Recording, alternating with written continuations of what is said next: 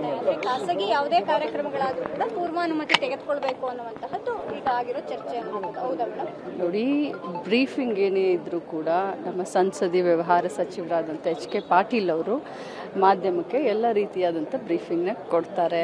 ಚರ್ಚೆ ಅಂತೂ ಖಂಡಿತ ಇದು, ಇಷ್ಟು ಮಾತ್ರ ನಾನು ಹೇಳ್ತೀನಿ. ಅಲ್ಲ, ಈಗ ಸಹಜವಾಗಿ ಬೇರೆ ಇದೊಂದೇ RSS ಅನ್ನುವಂಥದ್ದಲ್ಲ, ಬೇರೆ ಬೇರೆ ಕಾರ್ಯಕ್ರಮಗಳು ನಡೆದಾಗ ಕೂಡ ಅದು ಗೌರ್ಮೆಂಟ್ ನೋಡಿ 2023ರಲ್ಲಿನೇ 2013ರಲ್ಲೇ ಶಿಕ್ಷಣ ಇಲಾಖೆನೂ ಕೂಡ ಇದು ಮಾಡಿದೆ. ನಮ್ಮ ರಾಜ್ಯದ ಶಿಕ್ಷಣ ಇಲಾಖೆ ಕೂಡ ಆರ್ಡರ್ ಮಾಡಿದೆ. ಅದೇ ಪ್ರಸ್ತುತ ಆರ್ಡರ್ ಅದೇ ಕಂಟಿನ್ಯೂ ಆಗಿದೆ.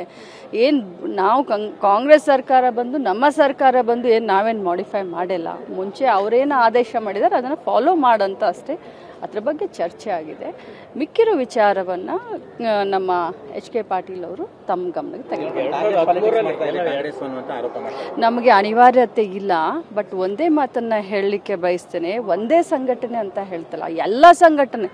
ನಾನು RSS ಬಗ್ಗೆ ಮಾತನಾಡ್ತಾ ಇಲ್ಲ, ಮಾತನಾಡೋದು ಇಲ್ಲ. ಬರೀ ಅದು ಒಂದೇ ಅಲ್ಲ, ಬೇರೆ ಯಾವುದೇ ಸಂಘಟನೆಗಳು ಸ್ಕೂಲ್ ಪ್ರಿಮೈಸಸ್ ಆಗಲಿ, ಕಾಲೇಜ್ ಆಗಲಿ, ಅಥವಾ ಯಾವುದೇ ಒಂದು ಸಾರ್ವಜನಿಕ ಸ್ಥಳಗಳಾಗಲಿ, ಅಥವಾ ಅರೆ ಸರ್ಕಾರಿ ಆಗಲಿ, ಸರ್ಕಾರಿ ಸ್ಥಳಗಳಲ್ಲಿ ಮಾಡಿದ್ರೆ ಅದರ ಏನೇನು ಕಾನ್ಸಿಕ್ವೆನ್ಸಸ್ ಏನೇನಾಗುತ್ತೆ ಅನ್ನೋದನ್ನೆಲ್ಲ ಗಮನದಲ್ಲಿ ಇಟ್ಕೊಳ್ಬೇಕು. ಸರ್, 13ರಲ್ಲಿ ಆದೇಶ ಆಗಿದ್ರು ಕೂಡ ಇಂಪ್ಲಿಮೆಂಟೇಷನ್ ಆಗಿರಲಿಲ್ಲ. ಆದೇಶ ಇದ್ರೂ ಈ ಥರ ನಿರಂತರ ನಡ್ಕೊಂಡು ಬಂದಿದೆ.